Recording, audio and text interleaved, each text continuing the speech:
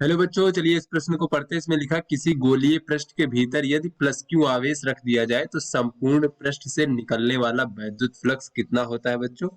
ये हमें बताना है। चलिए बच्चों इस प्रश्न की मूल अवधारणा देख लेते हैं। बच्चों इस प्रश्न की मूल अवधारणा में हम देख लेते हैं कि गॉस का नियम क्या होता है बच्चों। गॉस का नियम।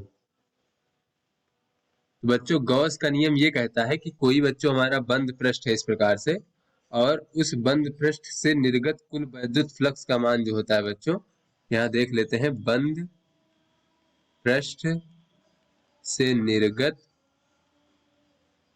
कुल वैद्युत फ्लक्स का मान जो होता है बच्चों, उस बंद पृष्ठ से परिबद्ध कुल आवेश का 1/ε0 गुना होता है।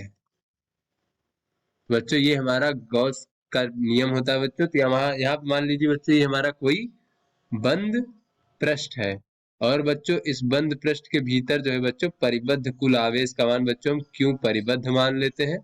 तो इस बंद पृष्ठ से निर्गत जो कुल वैद्युत फ्लक्स फाई ई का मान होता है बच्चों, वो इस बंद पृष्ठ से परिबद्ध कुल आवेश का बच्चों 1/ε0 गुना होता है। तो इस प्रकार से बच्चों ये हमारा गॉस का नियम होता है।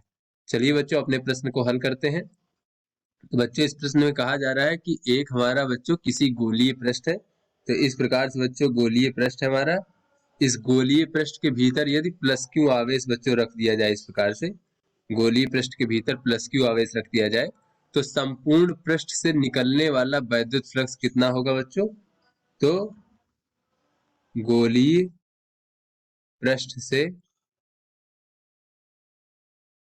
निकलने वाला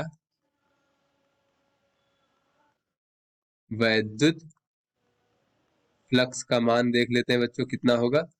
तो बच्चों ये फाई ई बराबर हो जाएगा, गॉस की प्रमेय से बच्चों अगर देखें हम यहाँ पर, तो इस गोलीय पृष्ठ से परिबद्ध आवेश कितना हो जाएगा बच्चों, वो प्लस क्यू ही हो जाएगा, और बच्चों ये भागे एप्सिलॉन 0 हो जाएगा।